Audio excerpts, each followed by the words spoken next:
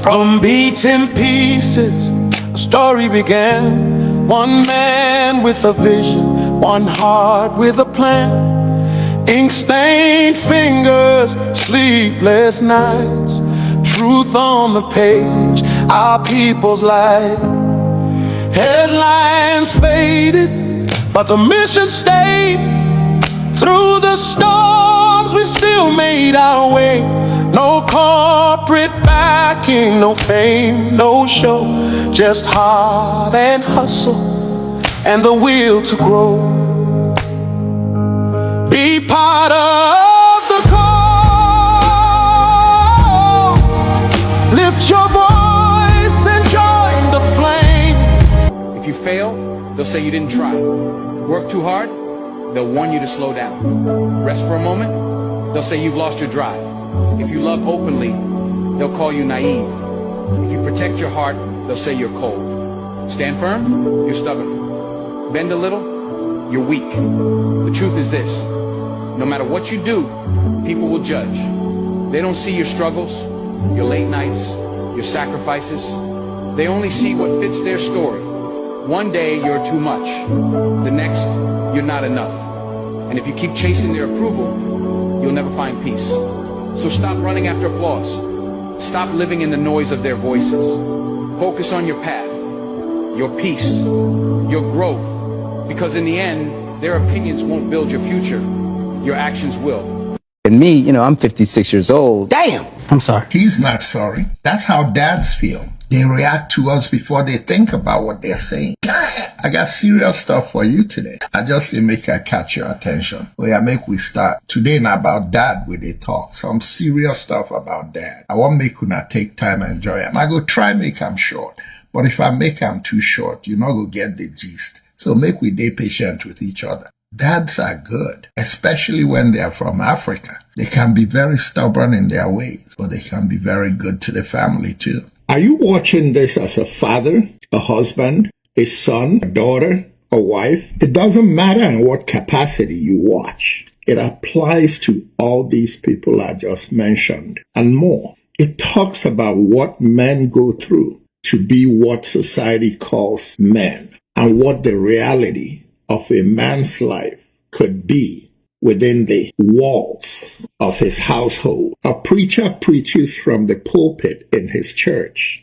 A corporate executive preaches from the pulpit of boardrooms. A teacher preaches from the pulpit of the classroom. A good podcaster preaches from the pulpit of his studio. But more importantly, a good podcaster should know what the right time is to pivot his message and find the right content and the right balance of that content that his audience is looking for. It ain't that easy, but I really think we're getting there. Go easy, Rara. I see beyond what the average person sees sitting in the same room with hundreds of people. This is an episode that is very touchy. This is an episode that I think you'll like if you're a deep thinker. And this is an episode that may actually make a good positive change in the lives and relationships of many men with the people in their lives. From beaten pieces, a story began. One man with a vision, one heart with a plan. Ink-stained fingers, sleepless nights. Truth on the page, our people's life. From dad knows nothing to dad was right about everything. 5 years old, dad knows everything. 7 years old, dad knows a lot. 10 years old, maybe dad doesn't know everything. 12 years old, dad doesn't know anything. 14 years old, dad's gone crazy. 16 years old, I can't take dad seriously. 18 years old, what does dad even know? 22 years old, dad's talking nonsense. 24 years old, I know more than dad. 26 years old, dad seems to know some things after all. 30 years old, I think I should ask dad about this. 40 years old, it's amazing how dad went through all this. 45 years old, dad's been right all along. 50 years old, if dad were here, I could have learned so much from him. So while you still can, listen to him. appreciate it. Because one day, his silence will teach you more than his words ever could. What's one lesson you never want me to forget? Story began, one man with a vision, one heart with a plan. That when a door closes, a window opens. Truth on the page, our people And it's really true. And don't focus on the closed door, but look for the window. Hello, everybody. Once again, this is Fred Longwa coming to you from our studios in Chicago with another edition of Bold Talk on Allen TV. And as usual, I like to say good morning, good afternoon, and good evening to you, depending on where you are around the world. Yes, I said we're talking about fathers. Well, how can you talk about fathers without the wisdom of a good mother? That wisdom is what I just showed you in that short clip. That's the new programming you're going to be getting from us. Sponsors, partners, family, friends, let's rise again. Together we'll stand. Allen Media, we tell your truth, covering our community since '85. Be part of the growth. We're just getting started. Now, I want you to think about the next one. It's a deep food for thought. Really think deeply about what Steve Harvey says next about the relationship between a father and his children, especially between a father and his son. Listen. Your father is the only man that has ever wanted you to be better than him. There ain't another man living wants you to be better than him. Bruh, I've never heard that. there's no one. Your father is the only man who wanted you to be better than him. I love you, man, but I don't want you to be better than him. Your father wants you to be better than him. And when he dies, you realize it. And what the part that fucked me so bad was, I don't feel like crying today. I didn't have nobody. When my daddy died, I didn't have nobody to say they was proud of me. When my daddy died, the most painful part for Steve Harvey, he said, when my daddy died, I never had anybody, any man, to say, son, I'm proud of you. That's deep. Now let's watch Michael Jordan in a different twist, not necessarily a direct father-son thing, but here is Michael Jordan at Kobe Bryant's funeral. Watch a man cry. And only a man who has gone through unspoken things that people don't know about and then loses that person he shares those unspoken things with. Only a man like that will understand Michael Jordan's situation as he spoke here. Michael was not Kobe's dad, but it still relates to what we're doing. He used to call me, text me, 11:30, 2:30, 3 o'clock in the morning. Talking about post-up moves, footwork, and sometimes the triangle. This kid had passion like you would never know. So it's an amazing thing about passion. If you love something, if you have a strong passion for something, you would go to the extreme to try to understand or try to get it. What Kobe Bryant was to me was the inspiration that someone truly cared about the way I played the game or the way that he wanted to play the game. He wanted to be the best basketball player that he could be. And as I got to know him, I wanted to be the best big brother I could be. A lot of times we talk about divorce and we focus on the divorce issues between the man and the wife. And a lot of times when we think about the children, we always associate the woman with the emotions that deal with the children. And because they say a man ain't supposed to cry and a man ain't supposed to be weak, We don't take time sometimes to think about what the man goes through during divorce and the problems that emanate after divorce, especially as it relates to custody, seeing the children, being with the children. Listen to Deion Sanders, Primetime, talk about how he almost committed suicide. I personally won't take it that far, not because of divorce, not because of the money he's given up. He gave up a lot of that, but because of his children. Take a listen. Lowest moment in your life? That's suicidal. Whoa. Yeah, I was suicidal. I was That's deep. everything, dog. I had everything. Every time you turn on TV, I was on every commercial, talking my game, playing 2 sports, and I tried to take myself out in Cincinnati, Ohio.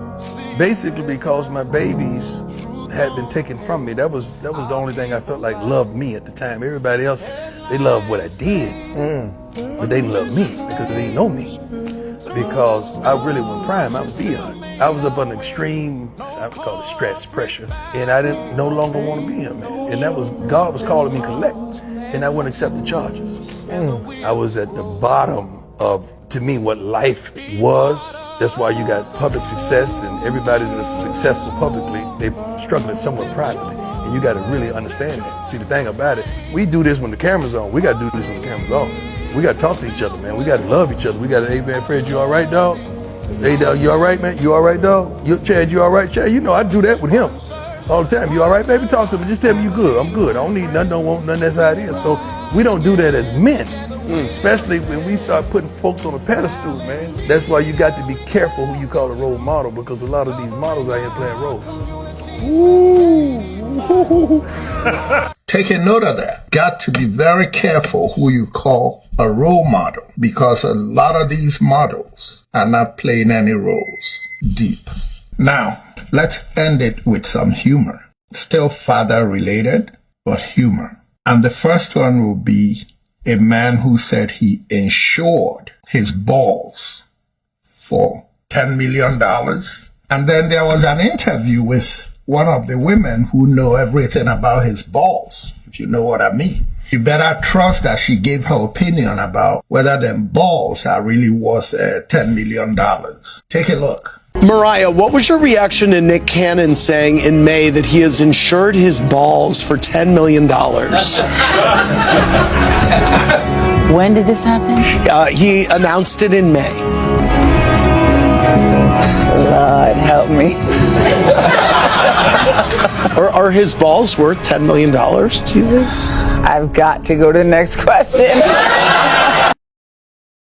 If you recall, Mariah Carey was married to Nick Cannon for 8 years, from 2008 to 2016. And 8 years is enough time to understand the ins and outs of his balls. That was just humor. Now, here is one that will surprise you. A lot of my audience are older than 50, so the younger people will understand what I'm trying to say here. But for the older ones, when we listen to rap, not me, but people in my generation, we tend to write it off. But you'll be amazed how many people who came from rap that live very responsible lives. Even if they started out rough, they were smart enough to be tutored and coached and became great citizens. This next one is one of those. I like him a lot, Snoop Dogg. Do you know that Snoop Dogg sold marijuana to Cameron Diaz, the superstar actress? Do you know, or did you know, that Cameron Diaz, as beautiful as she looks, used to smoke dope in high school? Listen to this, you're gonna crack up. It's funny.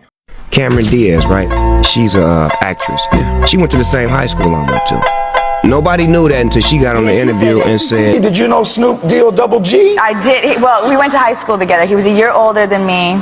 What school was this? Long Beach Poly High School. Really? She was like, well, when I was in high school, and they was like, didn't you go to school with Snoop? She was like, yeah, well, I used to buy weed from him. Pretty sure I bought weed from him. Yeah! And then she opened the can of worms, and I was like, yeah, I did used to sell a little something on the scissor. I wasn't going to say nothing, but since she did. And finally, with what's going on around the world and alliances around the world changing, I thought I would throw in something about how some people around the world may actually be feeling about Donald Trump. Just humor, remember, it's humor. People have to laugh in these difficult times. F-bombs were thrown at Trump today during the United Nations high-level meeting, causing Trump to wonder if people still respect America. Take a look. Yun na, gado na nga saya. Anytime. Speak English. Fuck you. And that's it for today.